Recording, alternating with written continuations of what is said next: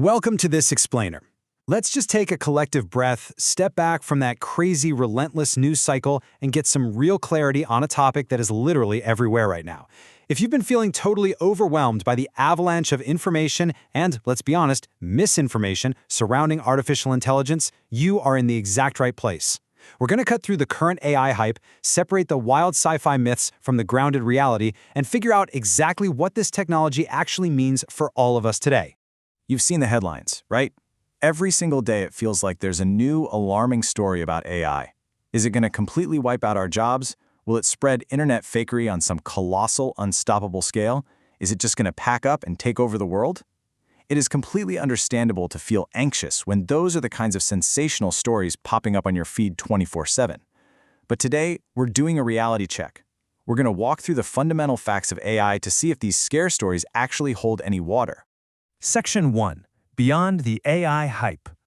Okay, let's dive right into this. The absolute first thing we need to clear up is this misconception that AI just magically dropped out of the sky last year.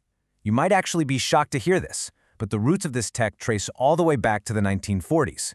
The core idea from back then is called an artificial neural network.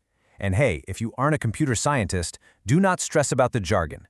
Just picture it like a team of interconnected workers collaborating to solve a problem. It's not some mysterious alien brain in a jar, it's just a mathematical structure.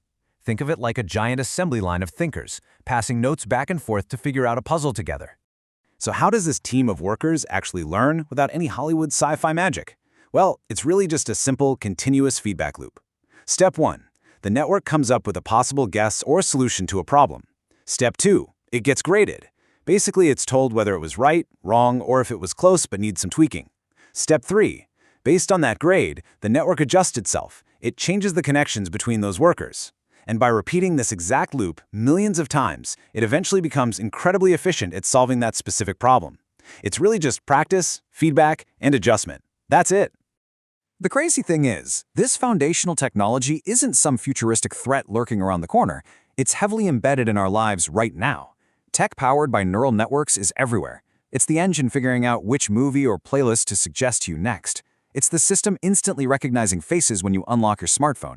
It's the algorithm curating and personalizing the social media feeds we scroll through every single day.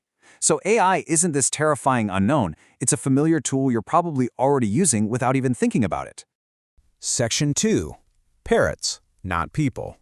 And this brilliantly illustrates the big shift we've seen recently with generative AI, stuff like ChatGPT or Google's Bard. Because these tools give us such incredibly human-like responses, it is super easy to project human traits onto them. But let's look at a quick comparison here.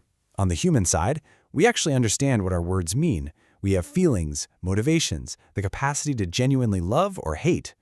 On the generative AI side, well, it cannot think or feel, period. It is, at its core, a highly sophisticated sentence completion app. It just analyzes massive patterns in human communication and calculates the math on what the next most likely word should be. It all really boils down to this brilliant, simple quote from the source material. Generative AI is a bit like a talking parrot. Think about it. A parrot can mimic our voices so well, you might actually think you're having a real conversation. But the bird doesn't actually understand the words it's squawking. It completely lacks independent thought. AI is doing the exact same thing, just on a massively complex mathematical scale. Section 3. Making things up. Now, because these chatbots are basically just predicting the next word without actually understanding the meaning, they have a notoriously awkward relationship with the truth, which leads us to a fascinating term, AI hallucinations. Because it's purely a probability model, AI can string together extremely plausible-sounding sentences, but it has absolutely zero ability to fact-check itself or assess if what it's saying is actually true. So if you're using these bots for research or writing, you have to stay sharp. Researchers jokingly call this output credible-sounding BS. It sounds incredibly professional, delivered with total confidence, like it has a PhD, but a real expert can spot the total nonsense from a mile away. Section 4. Why AI needs guardrails. Which naturally brings us to a much more serious conversation about the real-world dangers here. When a system relies 100% on the data it's fed, the quality of that data is suddenly a massive public safety issue. The idea of a racist machine sounds like a bad movie plot, right? But it's actually a very strict input and output reality. If an AI is trained on data that contains racism, bias, or hate, its output is going to reflect that. It doesn't have a moral compass to suddenly realize, oh wait, I shouldn't say that. And since the internet is unfortunately packed with toxic content, an AI learning from the open web will basically just parrot the absolute worst parts of humanity right back to us. To see exactly how fast this can go wrong, let's look at a historical case study, the Microsoft Tay incident. Back in 2016, Microsoft launched Tay as an experimental chatbot on social media. The idea was that it would learn dynamically by just chatting with everyday users. Well, without strict safeguards in place, trolls immediately started feeding it toxic language. In record time, Tay started spouting wildly racist and offensive remarks. It learned that behavior purely from its interactions. Microsoft had to scramble, pull the plug, apologize, and rethink their entire approach to safety. It is a very clear, definitely embarrassing, but incredibly important example of why leaving AI unchecked is just a recipe for disaster. So what's the big takeaway here? It's that ethical frameworks and rigorous safeguards are absolutely non-negotiably required to prevent bias and hate speech from being hard-coded into these systems. As this tech gets more advanced, governments, regulators, and developers have this huge responsibility to make sure it's used safely. Strong guardrails aren't just a nice-to-have feature. They are absolutely essential. Section 5. A tool, not a master.